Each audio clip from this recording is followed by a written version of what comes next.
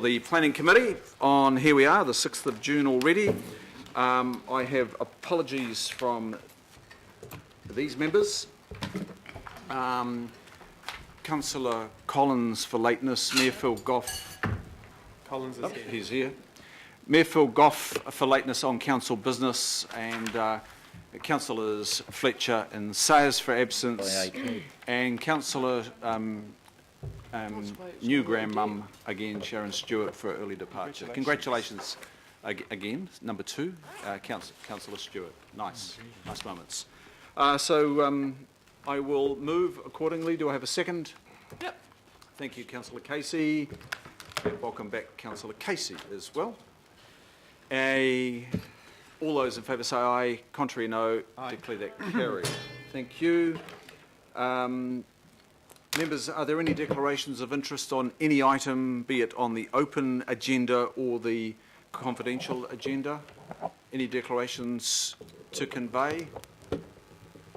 There being none, go to the confirmation of the minutes, and I'm... Chair, sorry. I have confidential item, declaration of interest for Okura. C. Declaration of interest from Councillor Denise Lee.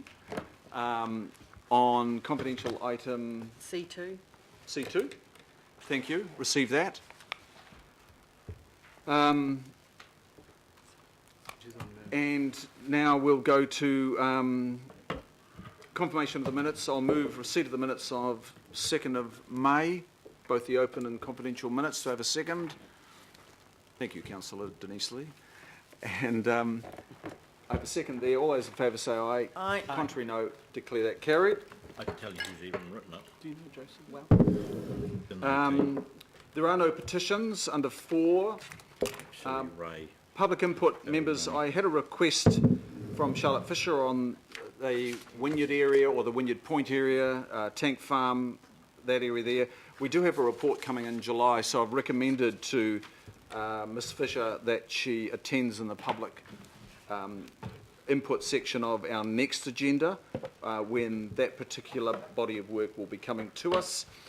And I also have invited Mr Rob Ware, who is chair of the Hamilton lobby group that is proposing Hamilton to Auckland Rail, to come along, and he will speak, just because of a time constraint, he will speak at the item. I've also invited the chair of the Waikato Regional Council, who is unfortunately in the South Island, the chief executive delegated authority to the infrastructure manager there, council manager for integration and infrastructure, Anika Lane. And Anika was due, but she is ill this morning. As you can appreciate, the Waikato Regional Council and District Council and City Councils down there are interested in that topic, having led it to date. So, local board input. I have had no requests for local board input, though there is feedback outlined in various reports.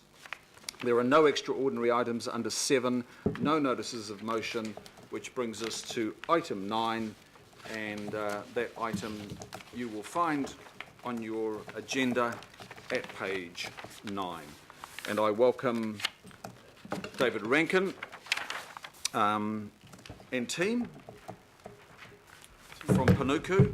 Members, this item was workshopped with us on the 13th of April, and I think we had about 8-10 councillors at that meeting on the 13th of April, and you will find a record of that on the hub if you want to have a quick reference. If you couldn't make that particular workshop, please, while we're considering this item, you might like to go to that presentation. So this item is informed by that presentation on the 13th of April. The report before us now, and David, we've read the report, and is there anything further you'd like to add or highlight? Not much, Mr Chairman. I think, as you said, we thought the workshop session was very useful with councillors. I'll introduce Marion Webb, our portfolio strategy manager. Yeah, I think basically the essence of this is that it's a tool we would like to be able to access as part of carrying out our key strategy on your behalf in the town centres. So happy to answer questions. Members, you might be thinking of a question on this. I just want to highlight that I think this has had strong local board support, David. Yeah, I think that's what you'd characterise as fairly good support from local boards. Obviously, they'll expect to be involved in any particular exercises of it, which is what we intend anyway. Thank you. And just before I do proceed with questions, David, I emailed you on this holiday weekend and you responded on the Queen's birthday, thank you, with some proposed amendments which have the support of the Deputy Chair as well. I noticed the renewal tools probably need to be made specific in the brackets there. Deletion of the words "in principle." You are seeking our support today. Correct. Because I think we've socialised this and addressed it pretty well through the workshop and hopefully today. The Roman A1, adding the word "and local board," you're comfortable with that? Yes. And then specifying the geographic limitation of the use of powers under Roman 2. And Roman 3 emphasises that your first course of action is negotiated acquisition, that you don't jump to using compulsory acquisition or designation without negotiated acquisition. Correct. Do you want to just cover those reds for the benefit of members? Yeah, so I think, Mr Chairman, as you say, we are, the whole purpose of our interaction with the committee at the workshop and in discussion has been we want a level of comfort that this is something we'll exercise, and as you said, in principle was really a superfluous term. It is always our intention to use these authorities where we have to, only within an area that's been mandated through this committee by the high-level project plan. And as you point out, we always take those through and get the support of the relevant local board as well. Your point 3 is a significant clarification. As councillors may or may not be aware, we do all the Public Works Act acquisitions for the council year in, year out. And as I said at the workshop, it is very, very rare that we ever actually have to use compulsory acquisition powers. But it is helpful to have it as a backdrop. But in terms of actually using it, it's very, very rare, and by far the overwhelming majority are negotiated as a successful settlement. Thank you, David. Questions from members? Councillor Denise Lee. Thank you, Mr Chair. Just a question in regards to recommendation 1, having the local board clearly endorse the high-level project plan and therefore trigger some of these tools that we're about to vote on today. If a local board does not endorse a high-level project plan, the first question is, would you ever anticipate that scenario? What is the decision-making process up to that high-level project plan? And would this effectively knock over all that we're voting on today should we come to a very unlikely scenario, I'd say, of a local board not endorsing the high-level project plan? Well, look, if it is very hard to envisage because, look, to be quite honest, the work we do in these town centres is difficult and challenging enough without us also having a kind of problem, if you like, with the local board, which is why we go to such great lengths to build not only support amongst key stakeholders, but also typically spend a lot of time working through high-level project plans with the relevant local board. Because unless we have the support of a local board, not necessarily for every little thing, but unless it's supportive of what the high-level project plan is trying to achieve, then what's already a difficult challenge would become, you know, probably quite unmanageable.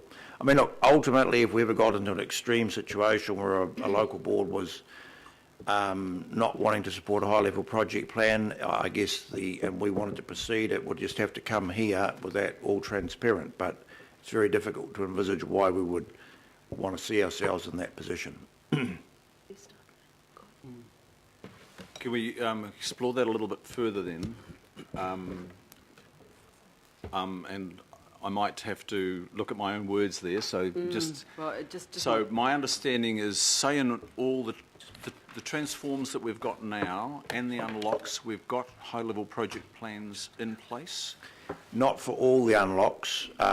We have for a number now, probably, in fact, the majority. Majority of Yeah. them, there are two to come. Two to come, yeah. And those are confirmed by this committee and boards? We bring them through the boards, and to date, we've had local boards supporting all of them. And yes, then they come to this committee with that support. As I say, look, at the end of the day, if we ever reach some position that was completely intractable, we would have to come here and say, well, here's the issue the local board disagrees with us on, and we think it's fundamental. But it hasn't happened to date, and it's not something, as I say, we go to extraordinary lengths really to build support for these plans because it's hard enough anyway. Okay, thank you. Other questions, members? Councillor Kirk. Thank you. And I mean, I do think it would be unusual if a board didn't support a high-level plan. So I'm really happy with the high-level plan. But I suppose my question is, and observation is, often we'll get stuck in the detail is where it'll get stuck. No, we don't want to sell that, or no, Mr. X doesn't want you to buy that, and there may be that tension between the local board supporting a local person, and that's where I think we might come unstuck. So, Mr. Chairman, it's probably more a question for you. Your intention is that the local boards, that of course must support the high-level plan, but it comes down to those little nitty-gritties to actually deliver on that.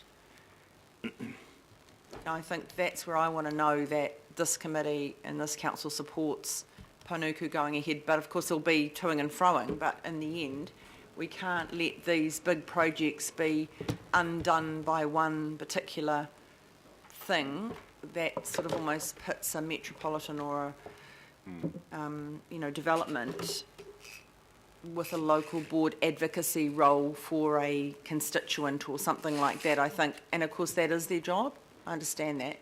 But I suppose that's what I want to make sure, that what you mean here is it's high level, it's not... Absolutely. They have to support every single little thing, the detail that'll actually stop it being delivered. I guess that's my question of you and I think it's fair to say that if a board, and I don't think we've had this to date, is not supportive of a high-level project plan, they're not supportive of urban regeneration in that particular centre, full stop. Yeah. So it's a high-level document, and then out of that come implementation plans. So yeah.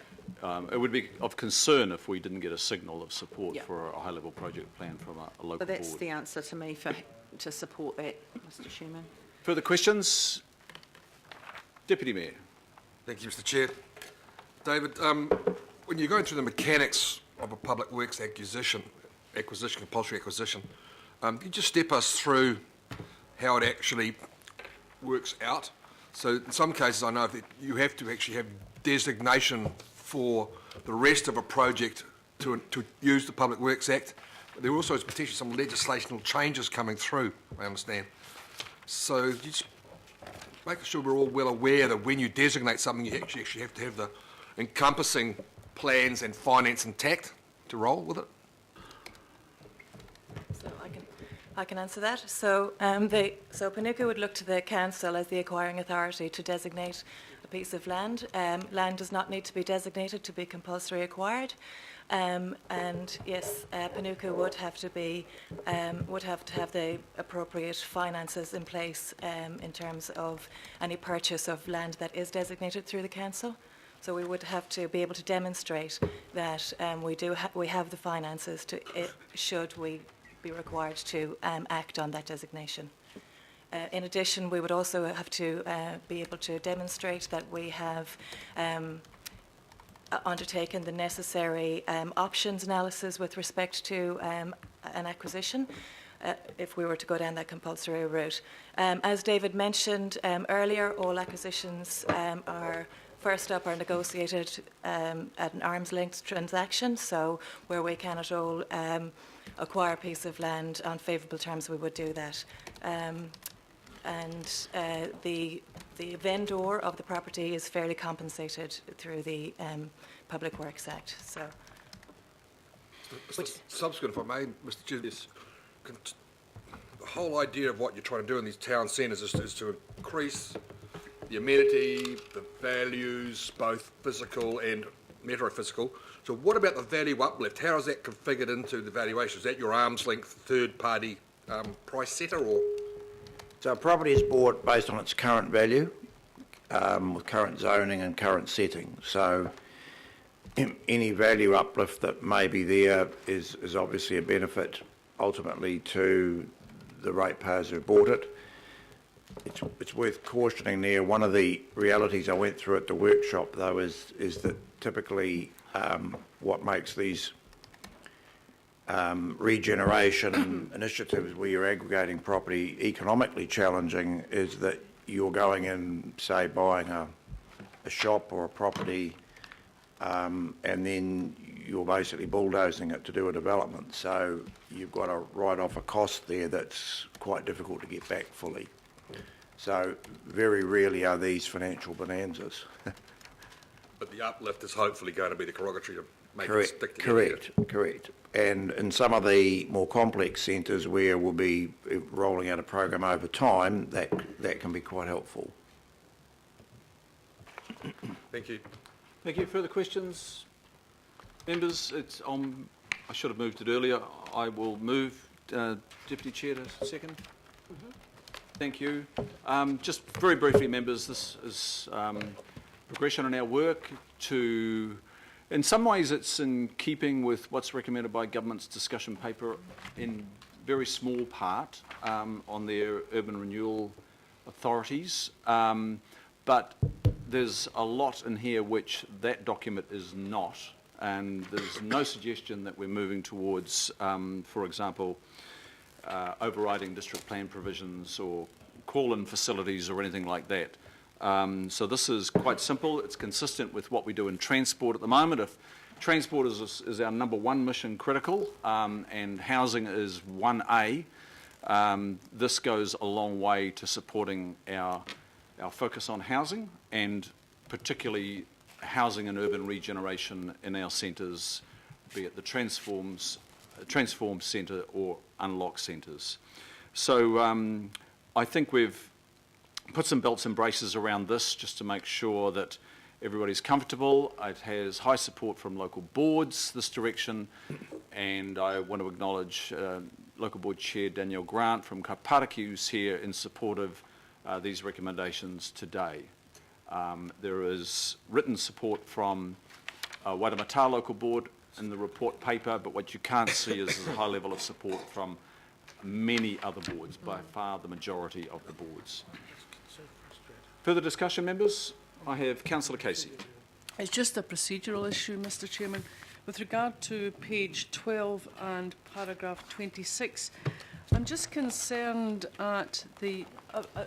I'm going to pass the recommendations. It's not about that. It's about the use of workshops. This sentence doesn't tell the public how many councillors attended the workshop, and does it mean there was a vote taken about... did every councillor speak to this? There's an assumption that if you didn't speak, you had no opposition. That's a dangerous assumption to make. And it's the first time I've seen a workshop listed, you know, the doings of a workshop listed in a council report. Just a bit worried. Are you referring to the minute? No, or you're referring to paragraph 26 alone?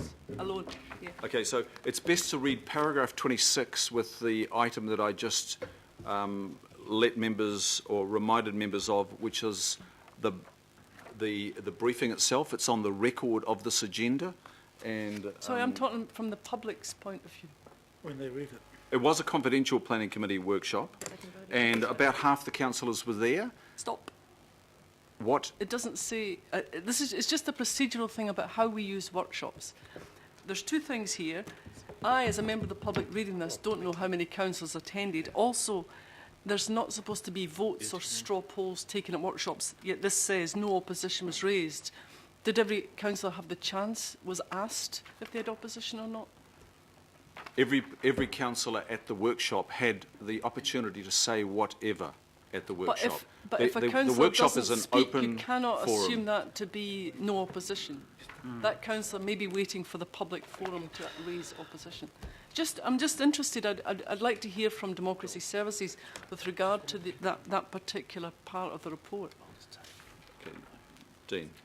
So, Councillor Casey, I'm happy to take that question away and we'll give you feedback, both about what we put in our public agenda reports, but also what the protocols are, and remind you of those with respect to workshops. Thank you. All those in favour say aye. Aye. Contrary, no. Declare that carried. Thank you, Mr Chairman. Thank you. Next item is passenger rail service, Hamilton to Auckland, Auckland to Hamilton. Item 10, page 15. And do we have Mr. Is Rob Ware with us? Welcome, Rob. We'll do it now. Come on up, Rob. Thank you. Welcome to Auckland Council's Planning Committee. Thank you very much, Mr Chair. Would you like to just tell us about your group, but based in Hamilton, and the work it's been doing? I think it's been Certainly. advocating to Regional Council and the City Council, District Council, NZTA, Certainly. and our report. You can refer to our report as well. So you're in the public forum. You have 5 minutes, and then Thank you, we'll Mr Chair. Thank fetch you, some Deputy questions. Mayor. Thank you, councillors. My name's Rob Ware. I am the chair of the TRON, which is the Rail Opportunity Network, which is a lobby group. We have been discussing with major institutional stakeholders in Hamilton the very pressing issue of a rail link between Hamilton and Auckland.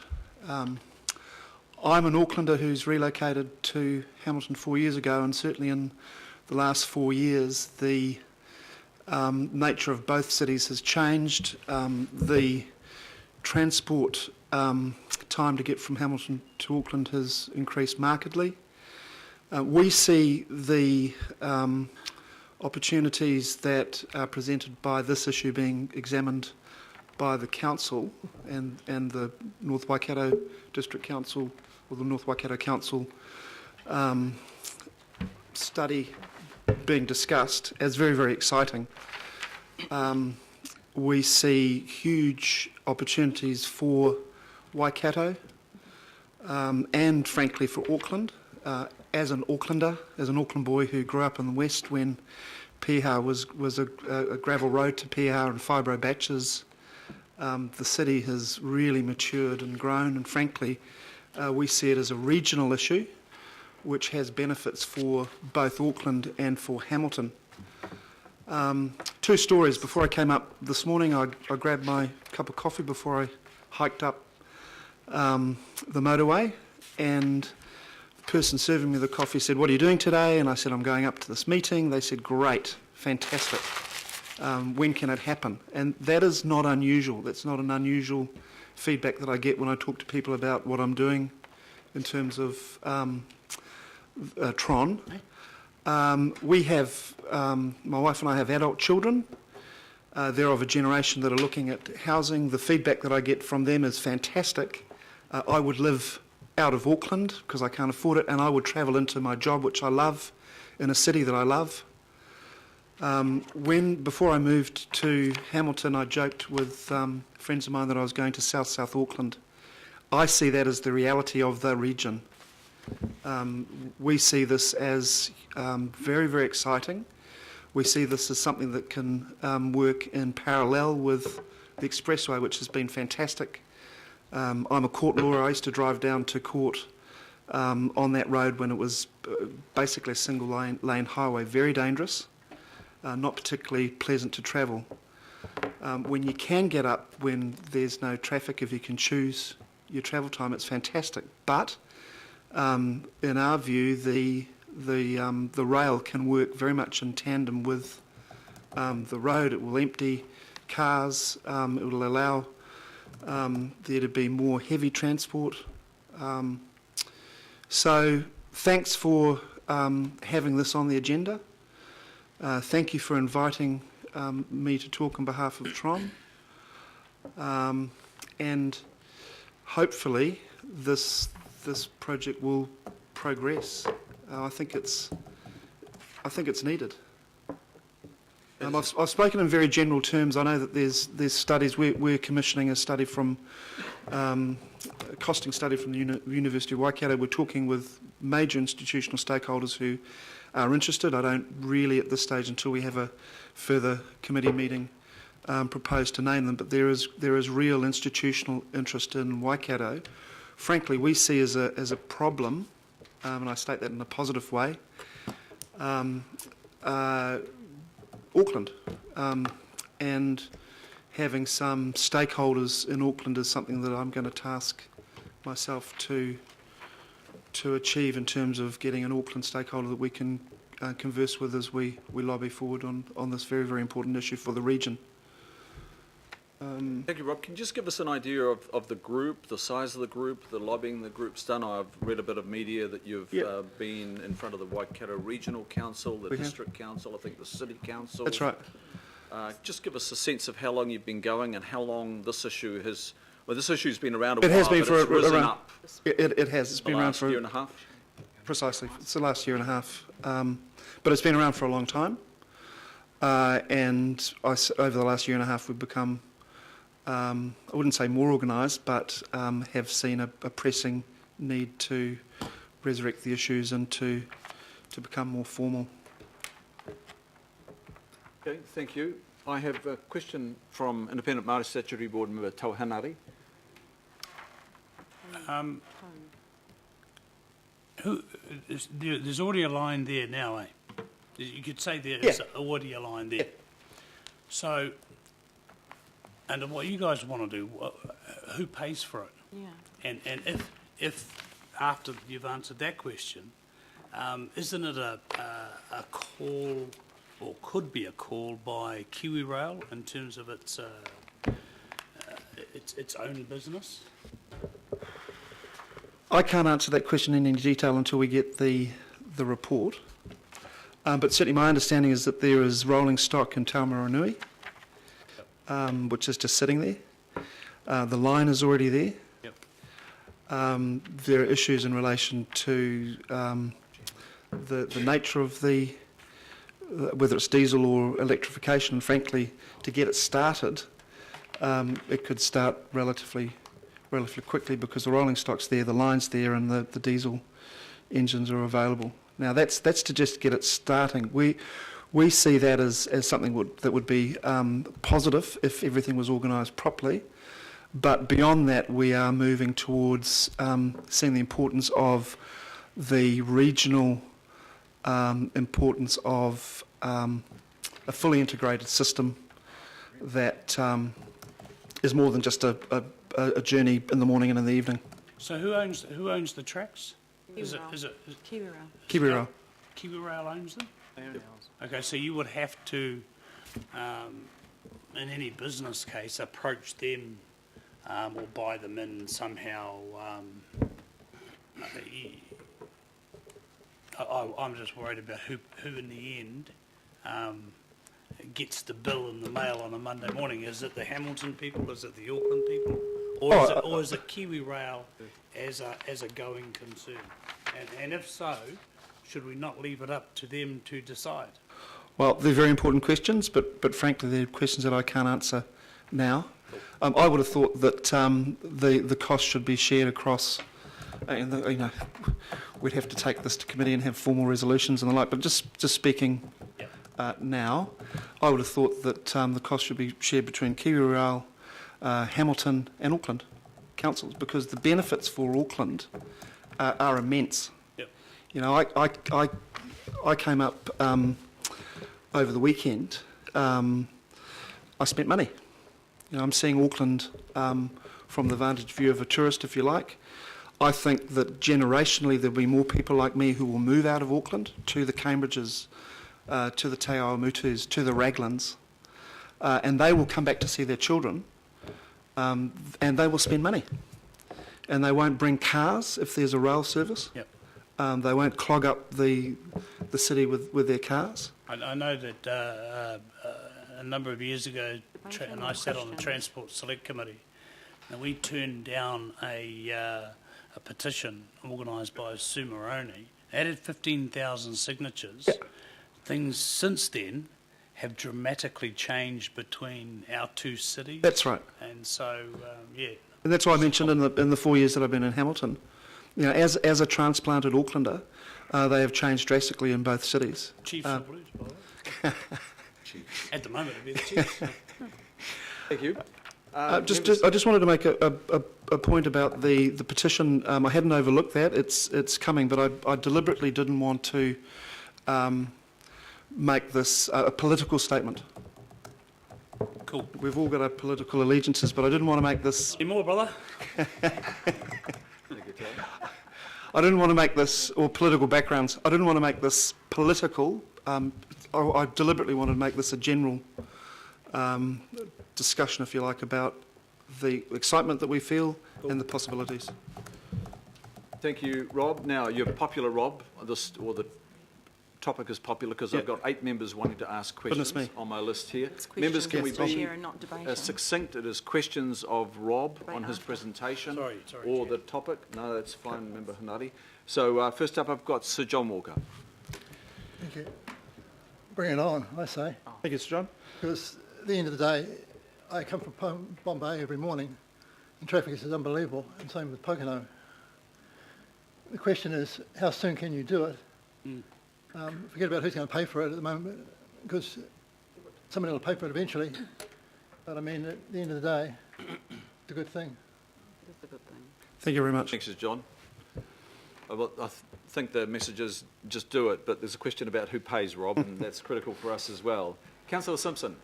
Thank you, Mr Chair. I've got a question. I think it's a good thing, but I'm also worried about the payment. So I'm looking at the joint political meeting on the 19th of July 2016, and then the Mayor's meeting with the regional councillors. And if the Mayor was here, I'd ask him, but I just wondered if you knew, why aren't we immediately asking the government to fund this feasibility study? Rail is you know. Do with the government, that's why. Well, it is actually. I mean, if you look at But let's put the question. Yeah. We don't need to explain the retort. we can just put the question. Are you up to pace with where NZTA is? From reading the papers that we'll soon consider. Members, we haven't got to the report yet either. Put a tax on hotels. So I think some of these questions might go to the report writer. Sorry, apologies. They should. Rob, where are discussions between your group, because you can only speak for your group, and NZTA, and Kiwi Rail, the two government agencies? Sorry, I can't answer that, but it's certainly something that I'll take back and we'll communicate with you later. Thank you. So, members, just keep in mind the report is to come. So if we can have questions of Rob. Apologies. Councillor Newman? Yes, thank you, Mr Wee. I had 2 questions. The first, I guess, goes to funding, but I guess the closest model at the moment, Watercare Services has a provider contract with Waikato region to provide bulk water and wastewater servicing to Pocono and Tuakau. Are you sort of envisaging that maybe an option might be for a similar service contract whereby the ratepayers of Waikato region helped fund these services? We are a lobby group. These are questions that I'll take back to the committee and answer to the appropriate person. They're very helpful, but that's the best I can do at this stage. Do you have a view at this stage? Infrastructure kind of follows landform and land use.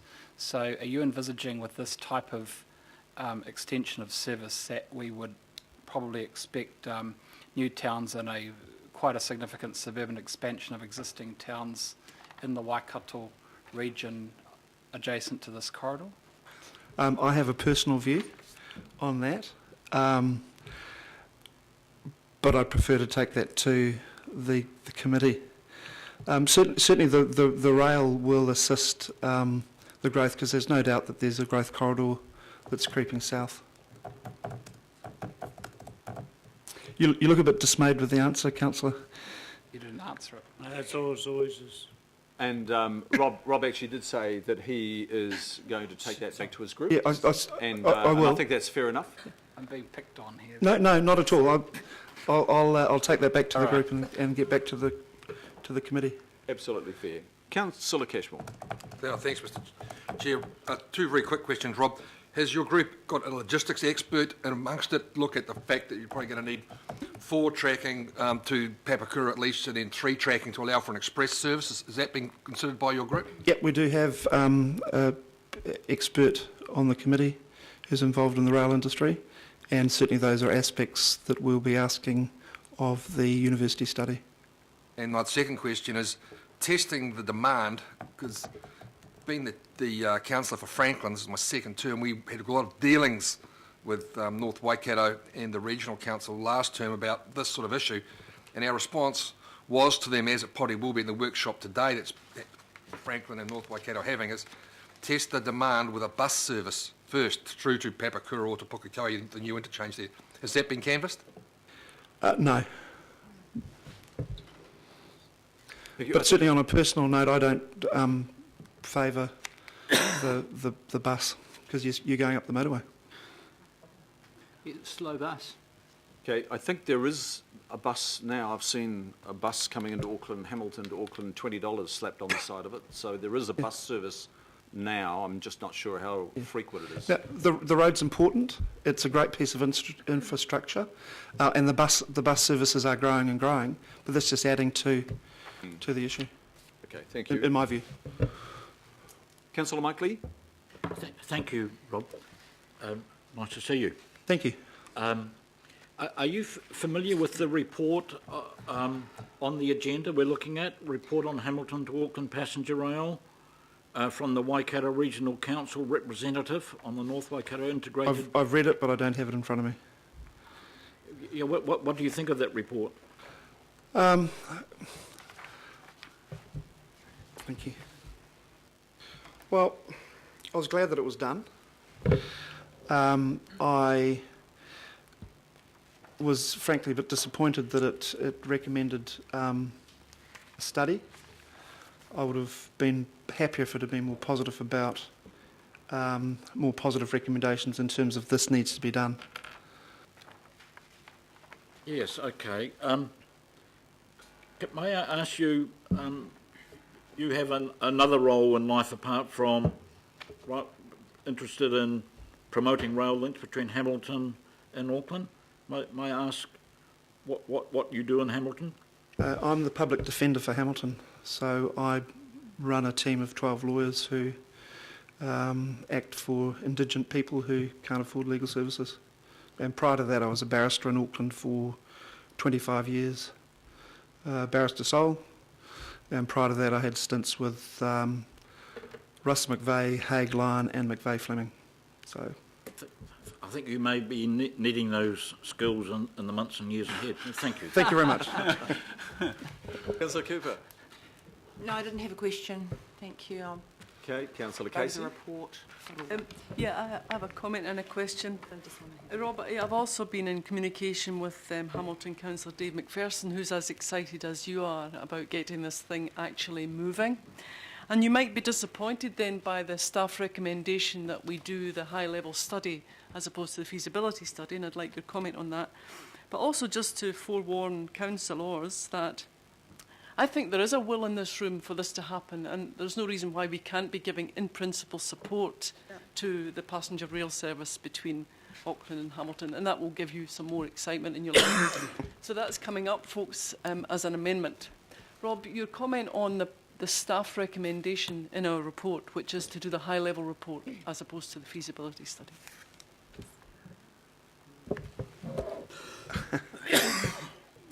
I'm not sure what you mean by that. There's three. Well, my comment is I was pleased to see progress. I was very excited to see. Well, there's slow progress and there's fast progress. Yeah. We're a lobby group, so to that extent, we're very, very happy that there was some discussion coming out of Auckland. Very good. Spoken like a lawyer. Thank you very much. I do want to say that I'm an experienced lawyer, but I'm new to this process. The key to any advocacy is preparation, and frankly, I wasn't ready for the sorts of questions. but next time I certainly will be. And I do want to continue with this process because in terms of the history of the region, it's exceptionally exciting. You know, my generation, our generation of children aren't looking to London or Melbourne or Sydney, they're looking to Auckland. And the reality is that not all of them can be in Auckland, but I'm involved in the arts in Hamilton. There's a very strong arts scene, and the young people, they don't drive, and they would love to be able to zip up to Auckland, which in the past, my generation in the 80s looked to London. You want them to come, mate. Yep. You want them to come. And they can come in, spend their money, exchange their ideas, and then go back. Come in for like a tide. So I see it. Thank you very much. Thank you, Rob. And finally, Councillor Filipaina. Thank you, Chair. And Rob, look, my question, there was an article in the from Andrew McRae from a Waikato reporter in May of this year. And the interesting paragraph that I've read was that the Transport Minister, Simon Bridges, said the government would consider supporting the proposal if it had a sound business case, was commercially viable and was supported by key stakeholders. Have you heard anything further than that particular statement around the interim support by Minister Bridges? No, I haven't, but I just wanted to pick up on two things from that. You identified from the report stakeholders, which is why we're working on key stakeholders, and that's why I've expressed to this group that I'm looking for an Auckland stakeholder. And the second aspect was the report, and that's why we're putting time resources into chasing up the report from Waikato. Okay, thank you. Thank you. And I do have another question from Councillor Wayne Walker. Just a quick question. Are you lobbying all the political parties, I mean the main parties, given that this is government funding we're looking at here? At this stage, there's no direct Okay. Politicians that I've been in contact with. Thank you. Rob, thank you for coming. Thank you very much. And of course, you're welcome to stay. We're going to this item now. Thank you. And really appreciate you coming up. One day you'll be able to come by rail, Rob. Hopefully that day is sooner rather than later. I appreciate that. And there'll be thousands with you. So I will move receipt of Rob Ware's presentation on behalf of Tron. Seconded Councillor Wayne Walker. Thank you. Rob, really do appreciate you. Thank you very much. It was short notice. I think we'll let you know Friday. Some of the people you've been dealing with, Mr. Livingston, the chair of Waikato Regional, he would have liked to have come up as well, except he's in the South Island. I'm not sure whether you were here when I mentioned to the members the unavailability of Waikato Regional staff. One of their senior managers took ill this morning, so couldn't come to this meeting. But there's a high level of interest, I think, particularly from the Waikato Regional Council. I'm sure the other councils as well, and this topic is definitely not going away. Thank you. I'll call for a vote on that. All those in favour say aye. Aye. Contrary, no. Declare that carried. Thank you. Now we'll go to the report itself, and it's item 10, page 15, and the author is Megan Tyler. In your hands, Megan. Good morning, Mr. Chair, councillors, members. I'll be very brief. We've obviously started discussing it. So this really is part of a bigger piece of work underway between Auckland Council, Auckland Transport and Waikato staff around particularly the northern Waikato. So I guess Huntly northwards, maybe even kind of Hamilton northwards, and the boundaries and where it connects in with our southern part of the Auckland region. NZTA, the Transport Agency, is obviously also involved as well. And as you know, as we've heard already, the last consideration or major consideration of the rail link between Auckland and Hamilton was in 2011. There's the attachment to my report, which is effectively the meat of the discussion today, has been written by the Waikato Regional Council, and it summarises kind of the key aspects of that 2011 report. In summary, it says that for today's conditions, that report or the proposal that came out of that is really no longer feasible, and that there's a proposal then to do some more work in order to see what would need to be done, issues like funding, stock availability, the logistics of how it could actually work, and even the demand. So an updated understanding of demand, customer demand, both from Auckland and Hamilton, would be required. And so this report really agrees that Auckland Council should be part of that work to do that high-level study around understanding today's conditions, recognising there are some constraints, and some of them have been already brought out in the discussion this morning. That doesn't mean it won't happen, but there are some significant constraints that need to be dealt with. Funding is one of them as well, and that, of course, any report comes back to this committee. Councillor Newman raised a question around growth and land use in the northern Waikato area, and so I guess I'm just putting that in context that there is proposal for growth on the other side of the border, around Tuakau, Pokeno, those kind of things, and so that's that bigger piece of work that we're working on with our Waikato colleagues, and so that does form part of the context of this discussion. And Councillor Simpson raised ratepayer funding or some of the funding. Again, you'll see in that 2011 report the expectation is that it would be ratepayer funded. The question of government funding, as we've already raised, could come at a later date if it goes through a PBC, a performance business case. So they're all kind of up in the air, but that's really where it landed kind of in 2011. I'm happy to answer questions. Oh, sorry, could I just say my Auckland Transport colleagues are still on leave today, so they're here in spirit but not with me. So if I can't answer questions, I will need to take them away, and I'll certainly come back to you. Thank you. Just before we go there, if we look at the report that went to the Waikato Regional Council, didn't it? It went to all the councils. The one that stated 12th of April, 17. Yep. And then if we look at those options, do nothing, prepare a detailed rail feasibility, and then 3 is develop a strategic business case. Can you just reconcile those 3 with your 3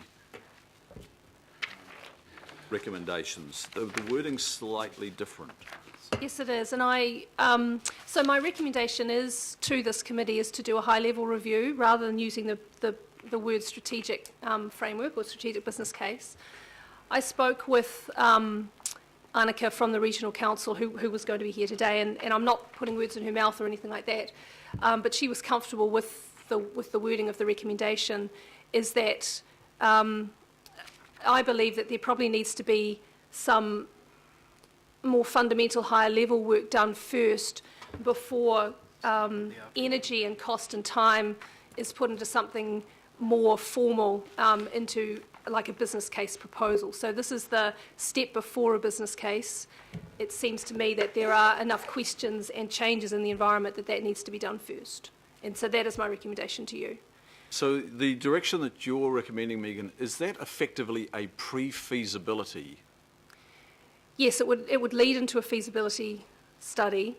And my understanding is the Waikato Regional Council supported the wording around the strategic business case wording.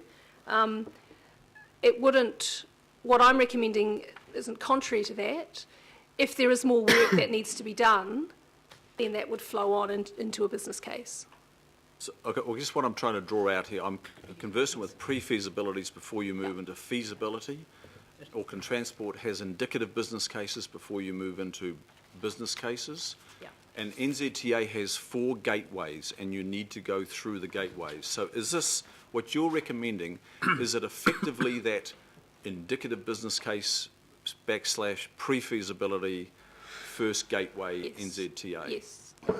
And there is an expectation from NZTA, who are our partner in this, that you go through the first gateway first. You don't go straight to the second gateway. Yes, that's the way they operate. That's their expectation of operation, yep. Okay, thank you. Questions from members? Councillor Cashmore. Yes, thanks, Megan. Just one very quick question you might not be able to answer. Has the Regional Council in the Waikato put any money aside for subsidising the fares of any potential service? I don't know the answer, but I'm happy to find out. Councillor Newman? Megan, you probably won't be able to answer this either then, because are you familiar with the Waikato regional public transport plan. That's the current plan in relation to integral services and what they've said about the medium to long-term priority for this. I know that they're undertaking a review. That's my understanding. And in fact, I think they're giving the Franklin Local Board Now, maybe a heads up on that today. right now, yeah. Yeah, that's public transport broadly, not just rail. But I don't know the details of where they're at right now. I'll reserve it for comment, Mr. Chair. Thank you. Councillor Cooper? Thank you. Just, the main trunk line isn't electrified, is it? And there's no commitment to do that. Is that correct? Correct. So I guess, yeah, so I suppose that's part of my question as well. How does that work then if we have an electrified line? And so that will that be part of a study? I mean, those are the sort of things that they're already in there anyway. Yes. But, I suppose what I'm asking is, what more are we going to get out of what we've got now? And what we don't tend to do in our reports is to ever talk about financial implication of our staff time, which I would really love to see. So have you got any idea of hours? Is this actually in our work plan already? Yeah, or is this another add-on which we keep piling on? Good idea, chuck that one in. It is an add-on, so it's not in our work program at the moment. So do we have enough staff to do it? And what will it take away from? So we will make resources available if this is something that the committee wishes us to do. And we think, or I think, that it is worth doing to partner with our colleagues in the other, with the Waikato Council. It may or may not be as important a priority, who knows, for us as it is for them. But the work should be or could be done. We haven't got a terms of reference yet or a scope of how big this work is. So I think that is important to know what that is. It could be as big or as specific as we want it to be. And I guess, I think, and you can see in the reports, I think there's clearly some key issues to look at, which could be reasonably narrowly focused, which would then put us onto a path of doing more work or not. Can I just ask another? So is the Waikato, any of the Waikato councils going to put time and money into this? Yes, or is it all going to be on Auckland? No, they will. So we'll work together. Again, we don't know how much it's going to cost because we don't know what the scope is, but there's an expectation that we would share that cost. So yes, there will be a funding implication for us even to do this, let alone anything bigger. Exactly, and that's what worries me. So we've already been asked to make cuts in operations, which this is, and then, yeah, okay, thank you. Thank you. Councillor Michael. Thank you. Good morning, Megan. Morning. I haven't seen you in a transport role before, but may I ask who told you that there is no suitable rolling stock immediately available for a Hamilton to Auckland commuter service? That's my advice from Auckland Transport colleagues. Okay, thank you. I thought so. Member Nunn? That may well have answered my question, I'm not sure, but is that a fact that within the Māori impact statement, the comment that's made that the passenger rail service between Hamilton and Auckland will not affect Māori in any greater way than the population generally? Like, do we know that? Is there information There's on been that? no, so I just wanted to make it clear, in terms of doing my report, and as far as I understand even the 2011 report, I don't believe there was any specific consideration of impact on Māori as part of that, and certainly it's not part of the report that I did, given that the scope, though, of this work, should it be done, I believe, should include a better understanding of that, whether in fact that is correct or if there is any particular impact on Māori. It's pretty lazy, though. That statement is pretty lazy.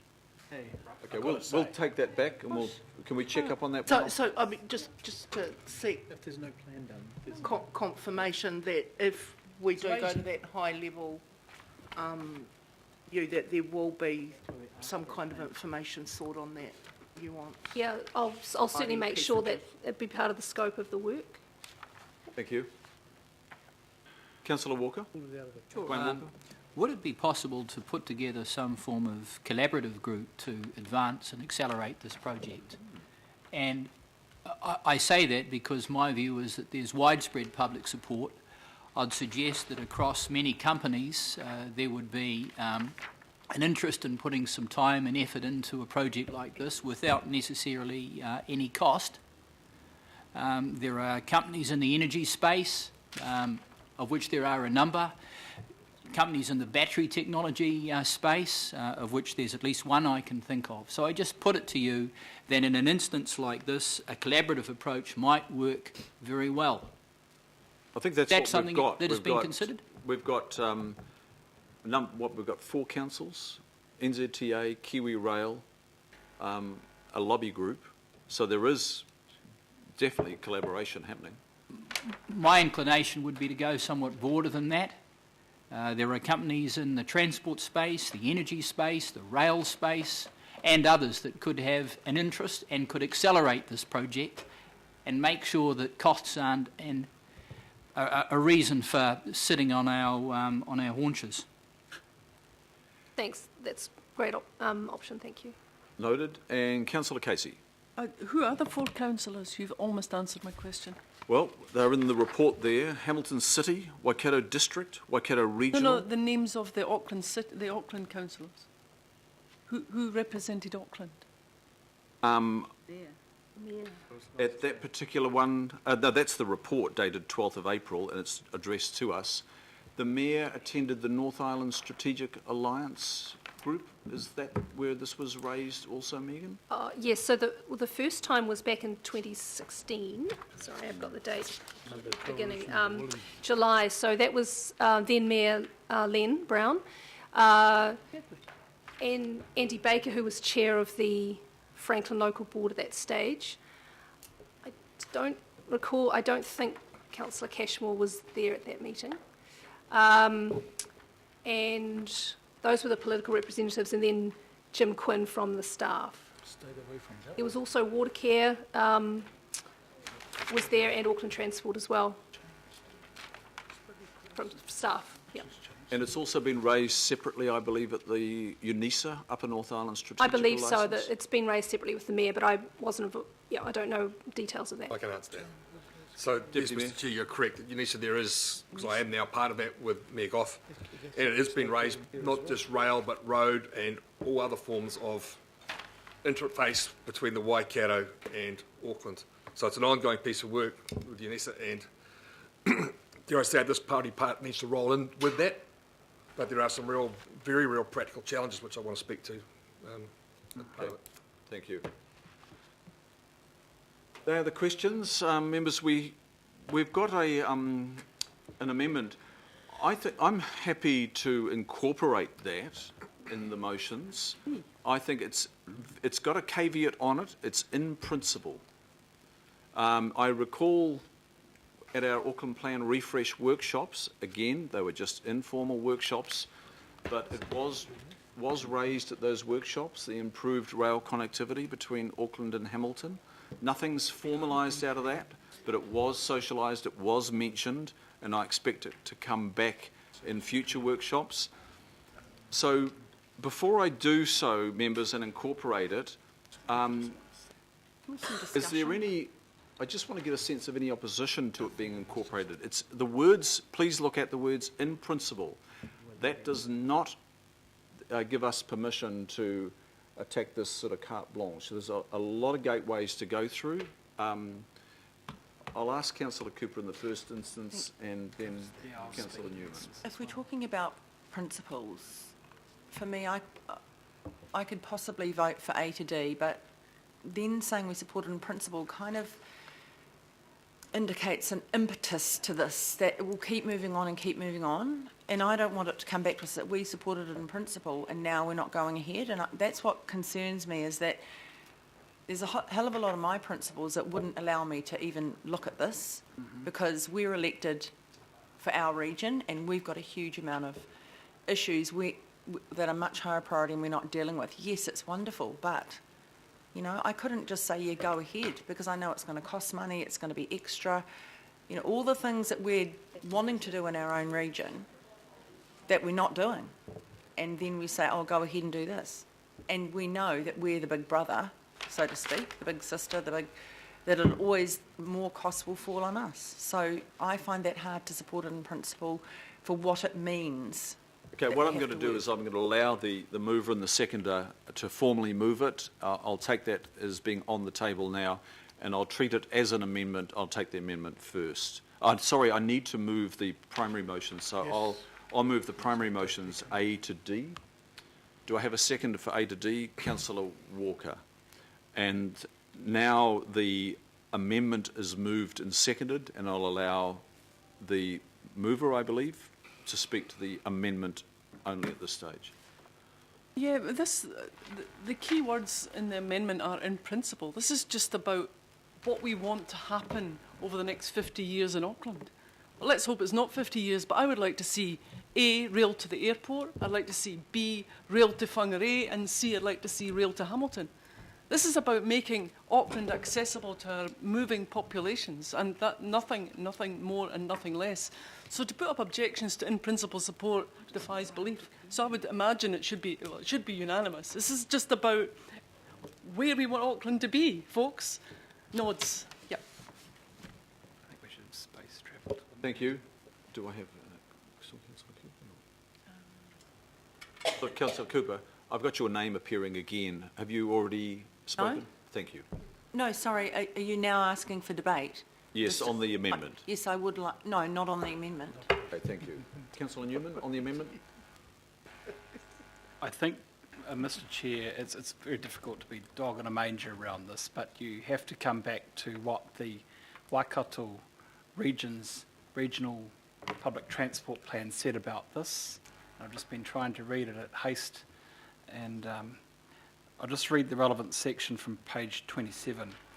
The 2015-45 RPTP has identified that this service, referring to this passenger train service, that this service is a medium to long-term priority for the Waikato region. In the interim, Waikato should support Auckland Council, Auckland Transport and Kiwi Rail in any Auckland initiatives that will remove the constraints to the viable service. And I think that, and they referred to the third rail line. And I look at the contracted services in the RPTP, which is always the most interesting thing. That's where you see a community in a region identify what are its priorities to fund. And it identifies for northern Waikato services, Tuakau to Pukekohe, and Port Waikato to Pukekohe, and those services are not frequent. I mean, that's the extent to which that region has identified its public transport priorities for the northern Waikato. I defer to the RPTP. It's been through a process. I think that, look, it's very nice to be able to put up resolutions like this, Kathy, but I'm afraid that I don't think that the patronage would justify it. And the Waikato region hasn't justified it. Maybe it will in the future, but I'd kind of like to get on with our priorities first, like extending rail services to Pukekohe, which I think is desperately needed, about trying to improve the efficiency of our existing network. Every part of the Auckland region needs public transport services. I haven't seen anyone actually come forward and identify how we're going to fund beyond our region yet. So I won't be supporting this amendment. Thank you. Look, I'll just speak briefly to the amendment. I'm going to support the amendment, and I take the words in principle. I emphasise those words, and then you need to read that. If this is incorporated, if it's passed and incorporated, then you need to read those words alongside the C, where we say the rail service between Hamilton and Auckland is a low priority for Auckland Council at this point in time. So there's a further caveat there. And just as Waikato Regional has viewed it, if I can take your words, quoting from their documents, their planning documents, as a medium to long term, it could be the same for us. This does not call a whole lot of project, or this project forward and others be pushed out, by no means whatsoever.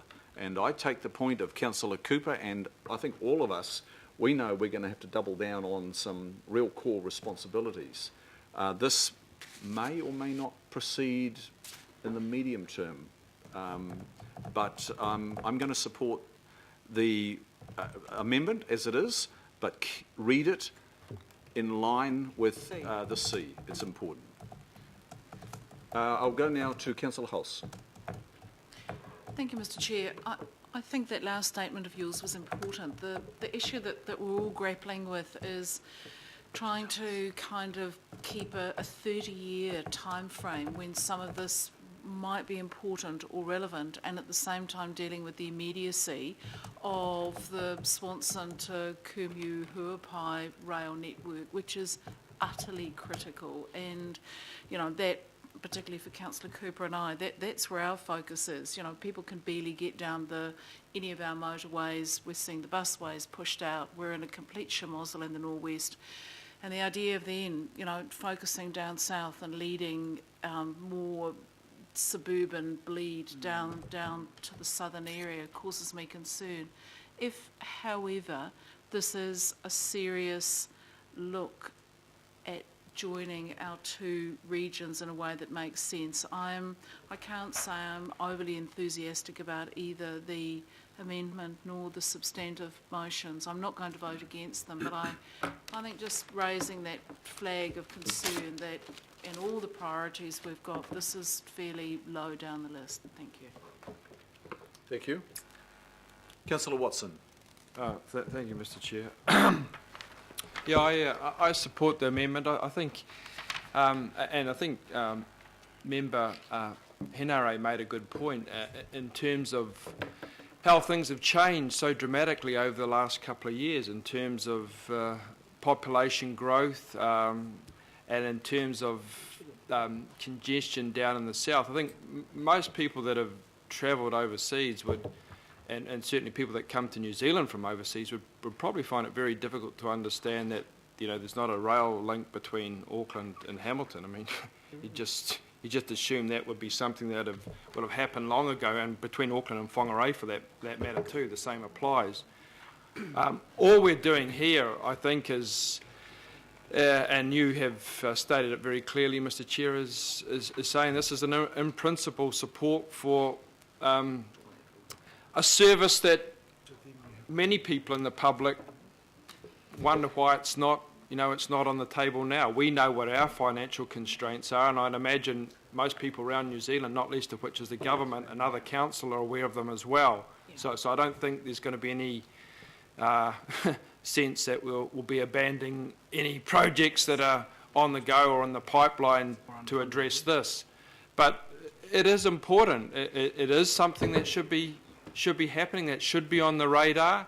If the 45,000 net gain in population is going to continue in Auckland, it's going to acquire a momentum more so than it has even in the last couple of years. So I think this is a wise move to make it clear to whoever might be out there that yes, the Auckland Council supports this. It hasn't obviously got the financial wherewithal to take it on to a large extent, but it does support it. It is something that should be happening, should have happened, and let's bring people together and see what maybe comes out of it. We might be surprised. Who knows? Worth a shot. Thank you, Councillor. Councillor Mike Lee. Thank you, Mr. Chairman. I'm supporting the amendment because it merely restates what Auckland Council policy is. Unfortunately, the report didn't look at the report that went to the Transport Committee in 2011 and the resolutions that came out of that. There seemed to be an amnesia there, unfortunately. Mr. Chairman, I'm supporting passenger rail between Hamilton and Auckland on principle, more than on principle. We already have, if we were to vote against that, we would actually be voting against having the Northern Explorer service, which runs between Auckland and Hamilton and Wellington, indeed. putting Wellington up there may be too radical, but it's sensible because it counterbalances the wet blanket B and C recommendations, which don't add anything at all, and actually, in terms of rolling stock, I would argue are factually incorrect. So it's in principle, and I think that we should support it in principle for obvious reasons. That's council policy after all. Thank you. Councillor Simpson. Thank you, Mr. Chair. I actually support the amendment more than I support the substantive, and merely because the amendment just deals with a future thinking for this council, where we believe it should go. I mean, the problem with the substantive is that we don't seem to have a lot of support from the Waikato. And so you can't deal with another council, you just talk about yourself. And I suppose the thing that bothers me about the substantive is that we've already got an ATAP agreement that we're hundreds of millions behind.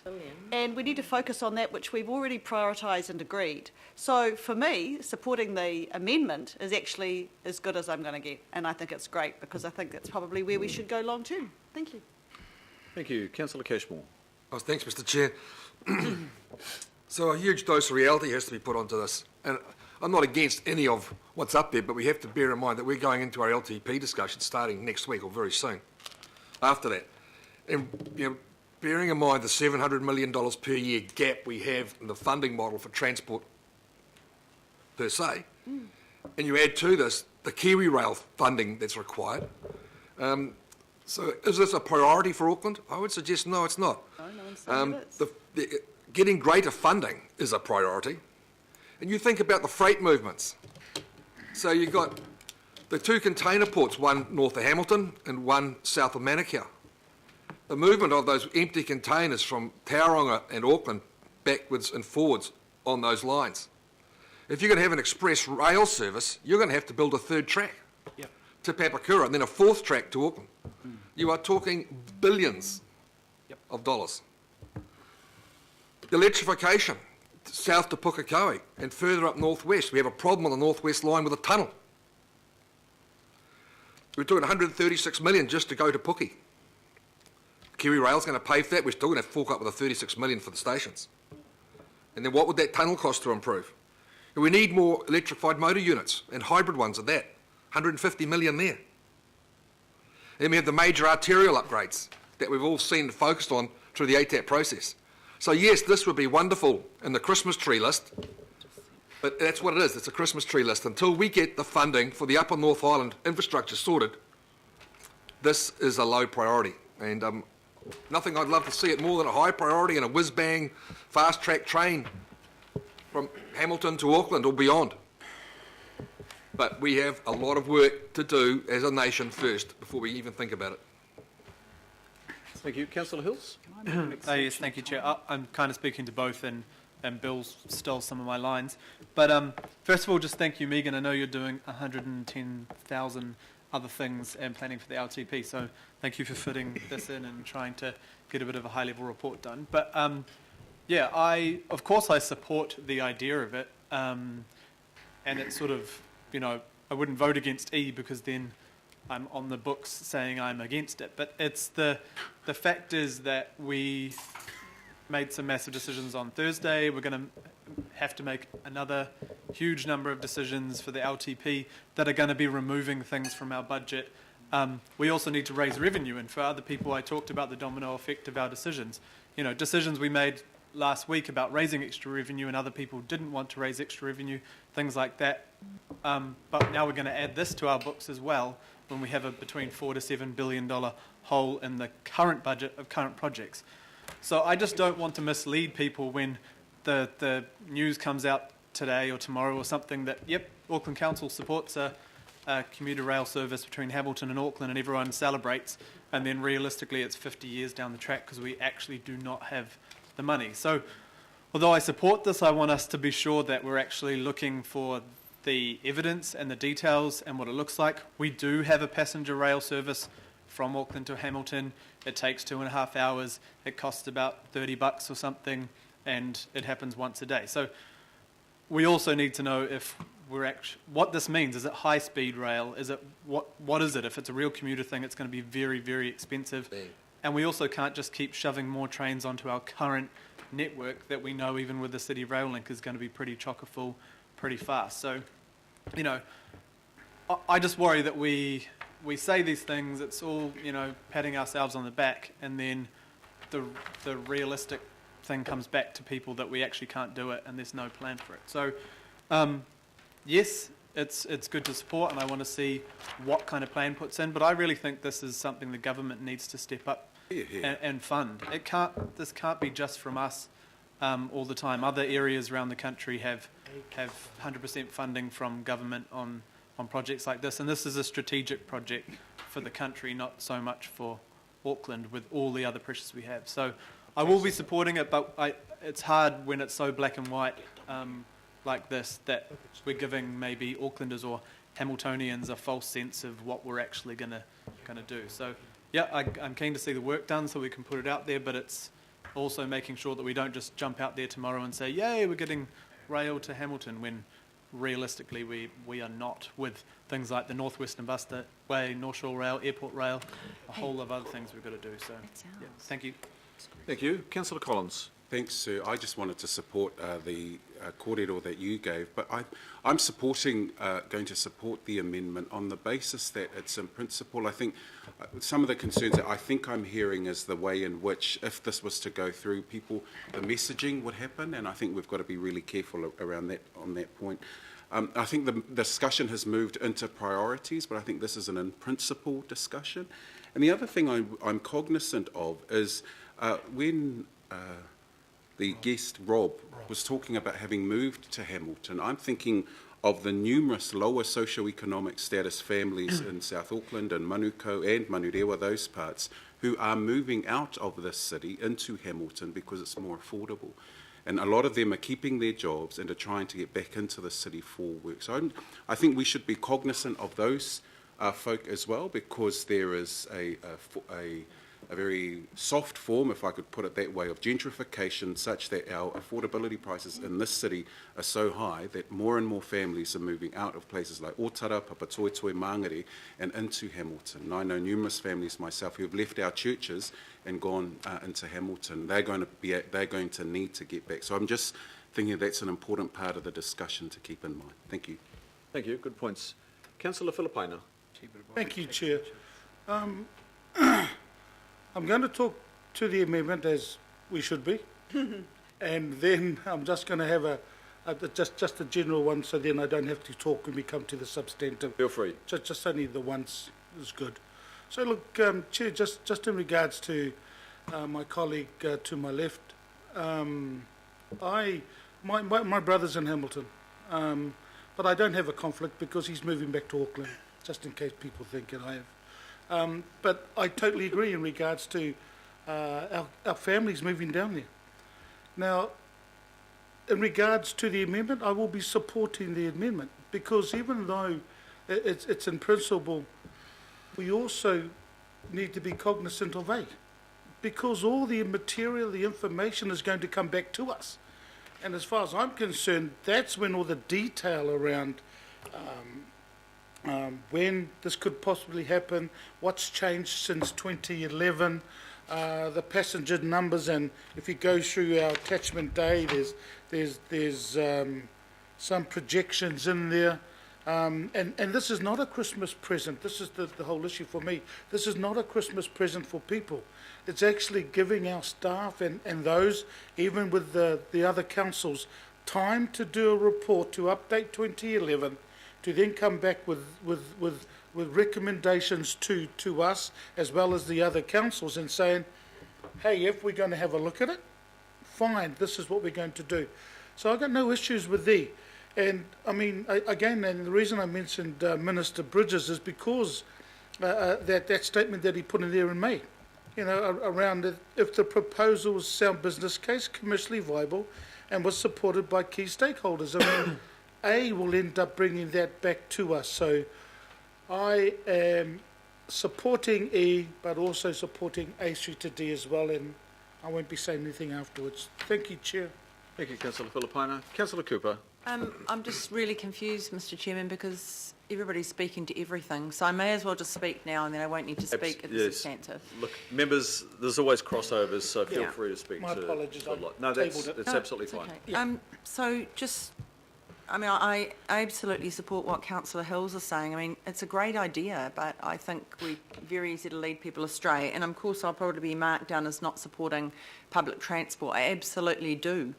I mean, the reality is we've got a lot of projects. You know, we've been banging on about rail to Kumu for years, and we're getting no traction, and that makes much more sense.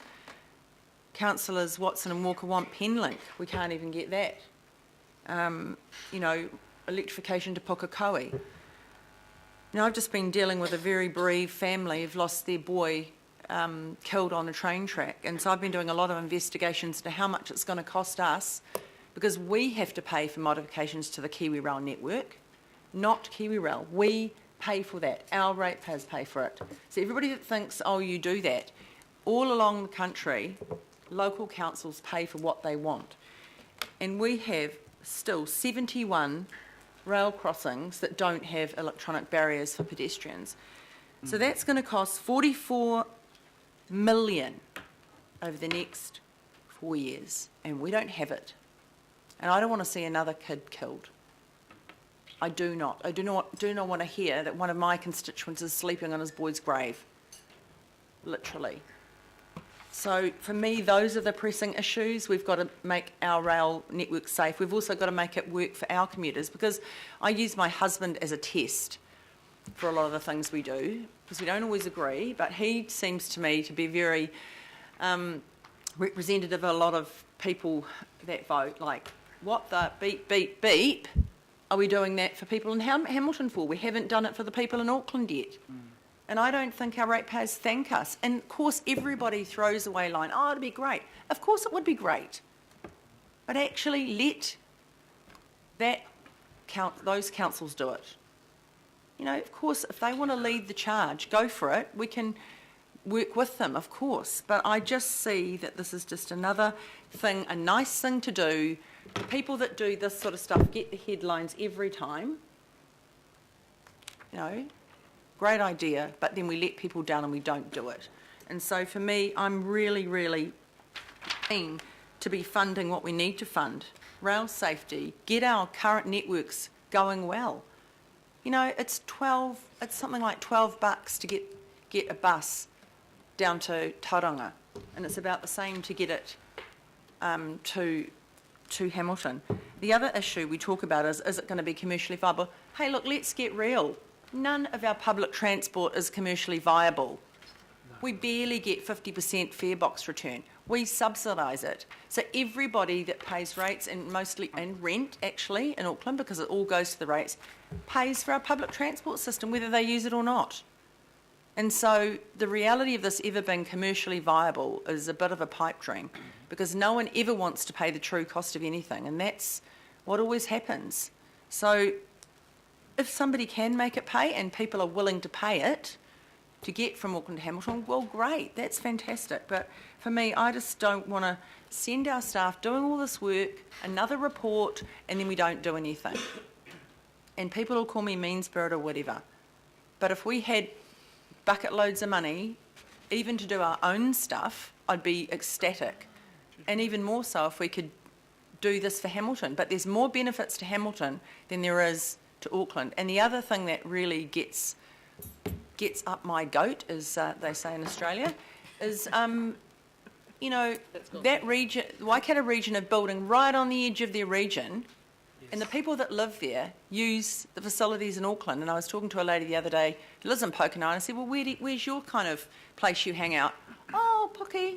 Yeah, that's where I do everything, you know, and I can go to the library and, you know, they get the free swimming pools, take the kids to the pools, the whole deal. And they don't pay the rates. And so for me, I just think it's a betrayal, a little bit of a betrayal of our own ratepayers. So that's why I can't support any of these, Mr Chairman, I'm afraid. Okay. Councillor John Walker. Thank you, Mr Chairman. I'd hate to see us chuck us out this morning without giving it further credit. I mean, everything's in the too hard basket at the moment because of lack of money. But if we wipe this, the idea's gone forever. Kiwi Rail coming to Auckland every day. So why not put a few little carriages on the back end to see if it works? Yeah. Thank you. Thank you, John. And Councillor Sharon Stewart. Okay, I'm actually going to support this because we see that Auckland, it will be a low priority to Auckland at this point, and support in principle, but I think we really need to wait until maybe even 2018 until we have the census, so we can actually find out exactly how many people are actually commuting into the city, into Auckland from Hamilton. I don't think we've probably got enough statistics on that, and the census is in March 2018, and I think, you know, and I sort of agree with everybody around the table here, but I think because we've got that it's a low priority at this point of time, I can sort of live with it. So I will support the recommendations there. Thank you, Councillor. And Councillor Wayne Walker. Sure. I support this in principle. One of the things that we have to do as a council is forward think. If we take an incremental approach based on what we can afford now, according to our LTP, we'll never see the difference between where we need to be and where we are now. Circumstances could change with governments. A change in government might mean a change in funding. We can't second guess that. There are many changes that are happening across technology. I say again that much of the work around this could be done outside of council if we put together a collaborative team, a steering group. There would be many parties interested in engaging in this kind of work. We have to think outside of the square and do things differently if we're going to accelerate forward thinking. So I support this in principle. Why wouldn't you? Thank you. I'll put the amendment to the vote. That's what we've been discussing primarily. By division, thank you. By division. I'll take a division. Moved by Councillor Casey, seconded by Councillor Lee. And the motion is, it's just gone off my screen, support in principle the provision of passenger rail service between Hamilton and Auckland. And it won't be just one way, it'll go the other way as well, I imagine. So, Home again, jiggity. Between is the operative word, Mr Chairman. By division, Councillor Darby. 4. Councillor Casey. Yes. Deputy Mayor Cashmore. 4. Councillor Collins. 4. Councillor Cooper. 4. Councillor Filipina. Aye. Councillor Fletcher. Yes. That'll stop. Member Henry. Yep. Councillor Hills. Yes. Councillor Hulse. Aye. Councillor Denise Lee. 4. Councillor Mike Lee. Aye. Member Namane. Aye. Councillor Newman.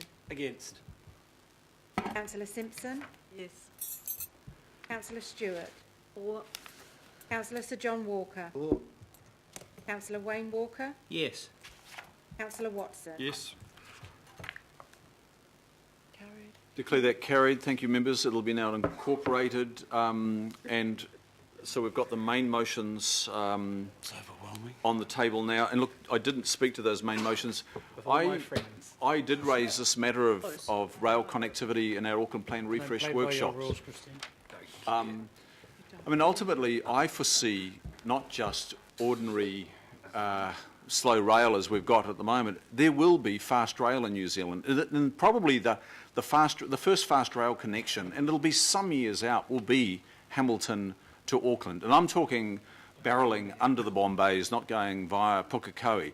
That is conceivable. We just don't think of it. But if you look in Europe at the moment, any journey under 1,000 kilometres is being taken by ultra-fast rail over air.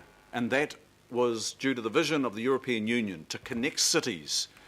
We underestimate the importance of not just Auckland. I think all of us here have got to look beyond the political geopolitical boundaries of Auckland. We've got to start looking at Hamilton and understanding what Hamilton can offer us and we can offer to Hamilton. It's an economic anchor, that whole Waikato Basin, right around Hamilton, reaching eastwards towards the Bay of Plenty. We really do not understand Northland that well as well. I think we've been very isolated in our view of Auckland. Auckland is connected every day by people driving from Whangarei, driving from Hamilton, driving from the Bay of Plenty. They arrive on the southern motorways, the northern motorway. They are part of that congestion. It is not just Aucklanders. We're draining the brains of Hamilton to lift our economic viability, and vice versa. There is a relationship which I think we need to understand. My first priority, though, is still mass transit in Auckland, at the core going forward. I want to see rail from Albany, under the harbour, city centre, light rail, out to the airport, looping around Manukau, up through Botany, terminating in Panmure. That light rail circuit, that will be a priority for me over this with respect going forward. But that doesn't mean to say we ignore Hamilton, the Waikato, the Bay of Plenty. I'm very aware that there's been a lot of NZTA money going into state highway improvements, and you've just seen this massive sprawl, very, in my view, uneconomic sprawl into the northern Waikato area. Very much single dwellings in their standard sort of 600, 800 metre section. A very car-dependent North Waikato there is now. That road network bypasses a number of towns. It bypasses Pokeno, it bypasses Huntly, it bypasses Tirau and Ngarawahia. Those towns have huge urban regeneration potential, housing for Aucklanders and Hamiltonians if they were regenerated, if connected via rail. I'm not suggesting it's going to be in the next 5 or 10 years, could be in 10 years, but I would expect it will definitely be in the 10 to 20 years. You will see rail connectivity from Hamilton to Auckland. So I'm lending my support to this. I will examine this further as we get the pre-feasibility back, but I think there is a lot of merit in proceeding slowly and surely on this route. Councillor Mike Lee. Thank you, Mr. Chairman, and I find myself largely in agreement with except for the light rail component. You, and you know the bit I don't agree with. The question, the report. I'm just addressing the report, Mr. Chairman, and the report quotes the Waikato Regional Council report, which I have to say is suboptimal, to say the least, and I suspect there have been inputs from quarters which I won't mention. However, the conclusion that there's been no real change in the transport policy context since 2011 is completely wrong. Now, Mr. Chairman, I represented this council and Auckland Transport, the Board of Auckland Transport, in the series of talks that went on in 2011. And members of the Transport Committee will recall the report backs we had of that process, and the resolutions that are on the books. I'm not going to go too much into that process. However, there was shortcomings, and at the end of the process, I concluded there was an unwillingness, not just from Auckland Transport in particular, but actually the Waikato councils, to be frank. However, what has changed since 2011? Well, congestion and emissions of traffic coming into Auckland has changed significantly. The population has changed significantly. The CRL was a hope in 2011. The CRL is becoming a fact right now. And the CRL is not just about up and down Albert Street. It will achieve a major strategic improvement to the efficiency of how rail operates in Auckland. 30,000 passengers an hour going through Britomart. Mr. Chairman, in terms of dealing with how we achieve rail services. We do have existing rail services between Hamilton and Auckland. They are minimal. To improve rail services between Hamilton and Auckland, I believe there are two approaches. One is a strategic approach, linking the electrification of Pukekohe with extending that to Te Rapa and therefore the rest of the North Island Main Trunk line, factoring in the enormous challenge and problem that we are facing and will face with traffic and movements at Auckland International Airport, and factoring in that being 60 kilometres, 20 kilometres closer to Hamilton than the Auckland CBD, and factoring that challenge as a possible opportunity. In terms of the report again, there is a bold statement, no suitable rolling stock. Please, there's 104 SASD carriages sitting down at Tamaranui, which Auckland Transport, having slashed the price, was still unable to sell to a buyer in Africa. And so they're sitting there available for New Zealand Inc. How many, Mike? 104. And don't forget, this council paid for the last of them in 2000, introduced the last of them in 2011. They're not that old at all. They'll last for another 50 years. They could do the job very well indeed. Now, to the next point, and that is the non-strategic accretional approach, which I believe is feasible. Again, is factoring this into the Southern Initiative and all that means, linked between Hamilton and Auckland and the so-called Golden Triangle. Presently, there is a cross-platform connection, a diesel shuttle running from Pukekohe to Papakura.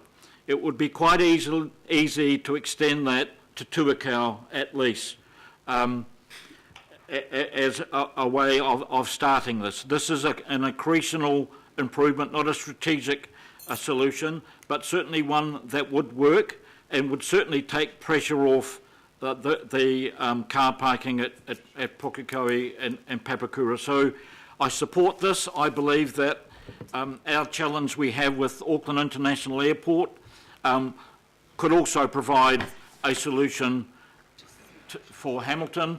As I think Councillor Walker has mentioned, it all depends on government priorities.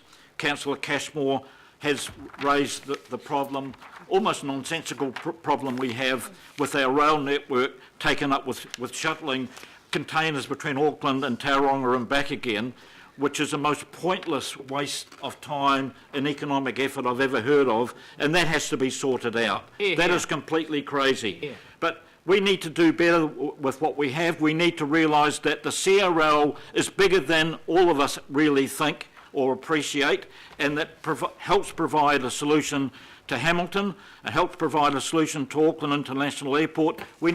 Helps provide a solution for further electrification of the North Island Main Trunk line from Papakura to Te Rapa. I think we need to put all that together and think more strategically, Mr. Chairman. I think there are solutions there, I support this. Can I just sound a note of caution? The last time this effort failed wasn't just physical. There were physical constraints, there's no doubt about that. Physical constraints with the state of the track, which needs to be upgraded. There were physical constraints with rolling stock, and the price that Kiwi Rail were asking to hire the old Silver Fern old banger. But we have plenty of rolling stock available right now. So we can certainly deal with the physical constraints. That's not to belittle them. There is a challenge there. The other problem, though, is an attitudinal one.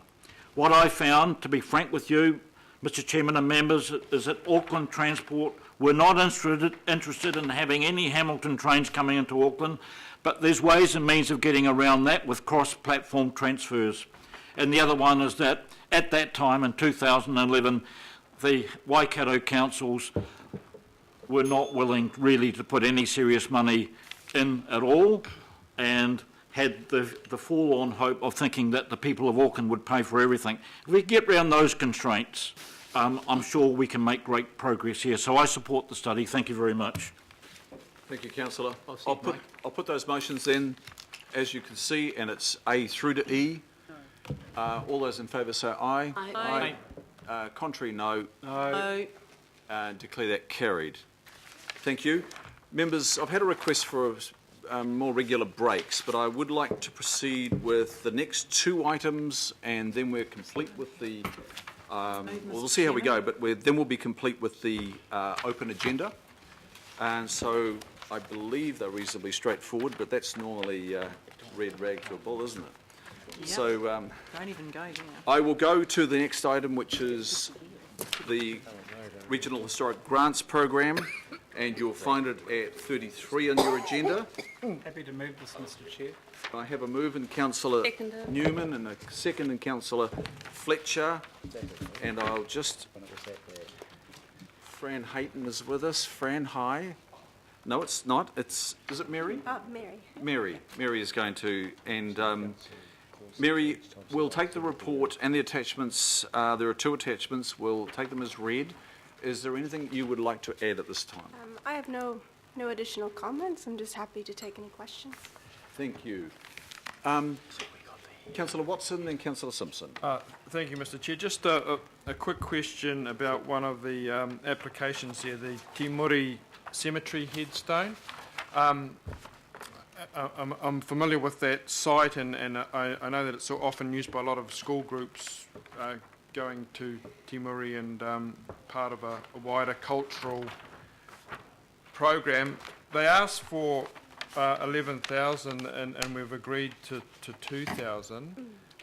Does that impact, it seems to be quite a gulf there, will that impact on their ability to carry out the restoration as they would like to? So there were two graves as part of that application. So the amount allocated there is for one grave, so that covers the cost of one grave. They also applied to the local board, and that project was supported as well, but the decision hasn't been made yet. So they should have some additional funding, hopefully, coming from the local. Yeah. Okay, thank you. Councillor Simpson. Thank you. I want to start by saying congratulations. I don't say that very often on these kind of grant rounds, so this is wonderful, gives us the information. But a couple of questions on number 3 and number 6. Both of those projects are not historic, not categorised as historic heritage places as per the unitary plan, whereas all the others are. So can you just probably give me a little bit more on those two? As to the reasoning. The others I get completely, but Yes, that was number 3 and number 6. Yep.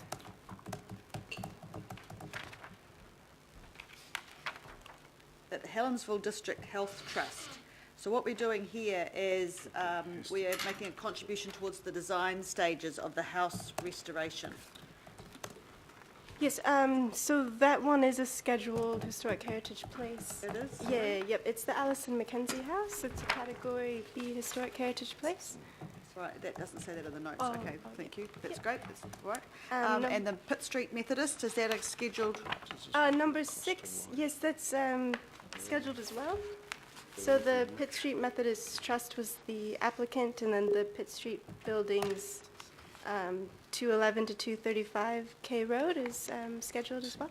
Okay, you just put it for all the others, but you haven't put it for those two. Yeah. Okay, thank you very much. Questions asked. Thank you, Councillor Simpson. At the agenda run-through, members, I did ask why this report was here, because I think it's quite procedural. And I just want to ask Mr Kimpton to give us an idea of what the cost is of writing this report. Remember, we're just looking at an allocation of 80,000, and I'm being told the writing of this report and all, this is just the final stage, can be as much as 3,000 to 5,000. And I'm just wondering whether that's a good use of our money, bringing this to our procedural signing off. Good question, So Mr. Chair. I've raised this, and I wouldn't mind, I'll hear from Mr. Kimpton first, but he will confirm the reason why it's here, but I'm just wondering if there's a willingness to review the reason. Mr. Kimpton first. Thank you, Chair. Look, so the question was raised at the pre-agenda run-through as to why a grants program allocation such as this comes for review to a full committee. And there will be a set of reasons for that in delegations. The question that's really before us is there a more cost-efficient and effective way of ensuring quality decision-making, but through delegation directly to staff? One of those factors that you would want to consider is the cost of bringing a report into this committee, and whether this is the sort of way that you should be spending your governance debate and timing, and is there a more effective way of dealing with it through delegation directly to staff? So we're happy to have a look at that, but I would have, Councillor Davey just asked me briefly for my view on what a report would cost to for a committee like this, and I look at it, including the attachments, and you'd have no change out of 5,000, is my view. By the time you've tabulated it, staff spent their time, it's been through the appropriate reviews. So that would be an indication without any analysis, but it's probably a fair one. Any feedback on that, members? Councillor Watson. So that calculation of cost is based on attributing a value to staff time, an hourly rate, is it? Just keep in mind, Councillor Watson, that I haven't asked the two staff over here how much time they've spent, but I've just made an assessment of what that staff time would be, and yes, there is a real dollar value to that. Okay, and this has been sort of brought up before in the term of the last council, where there was some ridiculous amount of money that was getting attributed to the cost of running one of these meetings, and basically it comes down to, in 95% of the time, attributing a value to the staff time and totting that all up. Well, unless the staff are not going to get paid outside of that time, it's a largely false exercise in terms of attributing a cost, in my view. People are employed by the Auckland Council, they're doing work of one sort or another.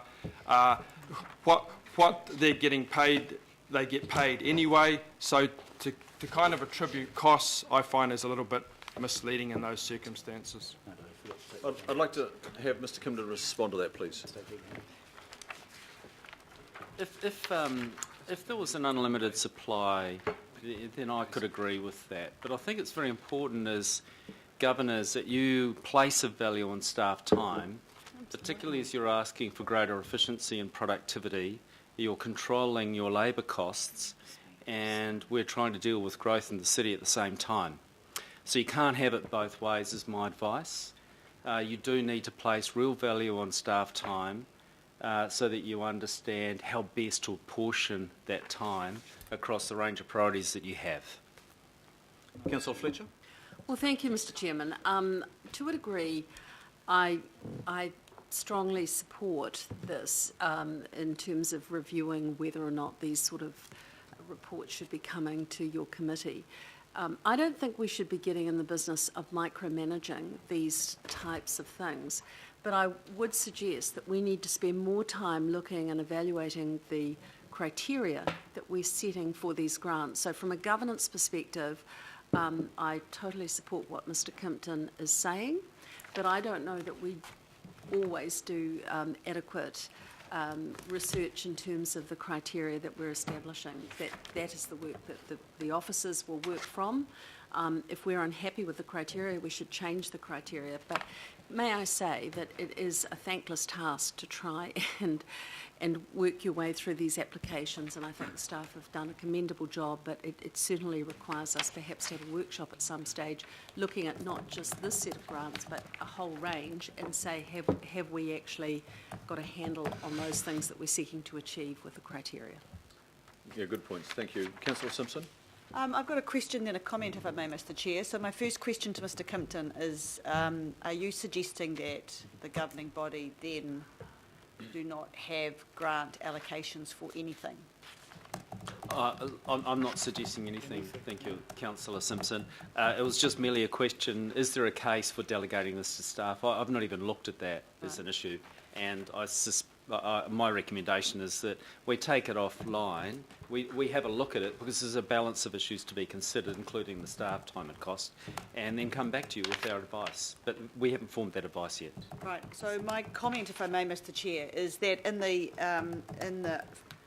essence of openness and transparency, I think this report is vital for those who have applied and those who have been unsuccessful and successful, because not only does it explain the amount and why, it gives just transparency for everybody, and I think it's important. I think it's important. The report is really good. We have spent some time, and I'll hold my hand up. We've spent some time in a workshop and other times refining these kind of reports so they do reflect all the things that we believe as governors that the community needs to understand and see in a report.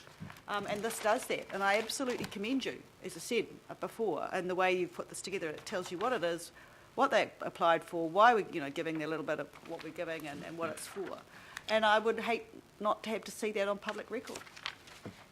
Thank you, and it could still be on public record, but it may not need to come to a formal meeting. For adoption. And there are other ways to look at this. Maybe we can workshop this along the lines that Councillor Fletcher's outlining, and drawing our attention to criteria setting and the parameters for funding. I also note that it's actually not a big fund, it's 80,000. I'd actually like to know at the workshop just how much we are spending looking at the allocation of 80,000. Well, none of them are big. Look at Councillor Casey's committee too. Okay, well, let's not debate it further now. So it's moved and seconded. Oh, final comment or question, Councillor Wayne Walker. Sure. I just want to add to the conversation about staff time. As far as a report is concerned, I would make the assumption that irrespective of whether it was delegated or not, there is still a report. The report considers the criteria, the background. It wouldn't be any different to what we're reading now. Having said that, in an instance where you're not talking about something particularly big, surely it's more efficient not to have a workshop and it come directly to here. Because if you have a workshop, then we're going through the same thing twice. And in a number of instances, that's not very productive. And I think that we've got enough time to consider this now. It's not a big deal. Thank you, Mr. Chair. Thank you. And the workshop was for a different purpose, I think, to the one that you were explaining. Let's leave it there. We'll allow the staff. Mary, thank you for your work here. Fran, thanks for your work. Really appreciated. And thank you, Mr. Kimpton, for the explanations. It's moved to Councillor Newman, seconded Councillor Fletcher. All those in favour say aye. Contrary, no. Declare that carried. I'll very quickly go to 12. And that's a summary of the briefings. It's on page 55, members. Happy to move, Mr. Chair. Moved by Councillor Wayne Walker. Second. Member Namani has seconded. It's for information purposes. All those in favour say aye. Contrary, no. Declare that carried. Thank you, members. There is nothing under 13, consideration of extraordinary items, which draws us to the conclusion of the open part of the agenda. And I will now move the procedural motion to move to exclude the public, and I have a second. Yep, second Collins. The brothers, both the brothers are seconding. I'll take Brother Collins. Thank you. Thank you. All those in favour say aye. Contrary, no. Aye. Declare that carried. We'll have a 5-minute break, 5-minute fast break, and then we'll come for the public excluded. A 5-minute break is for 5 minutes.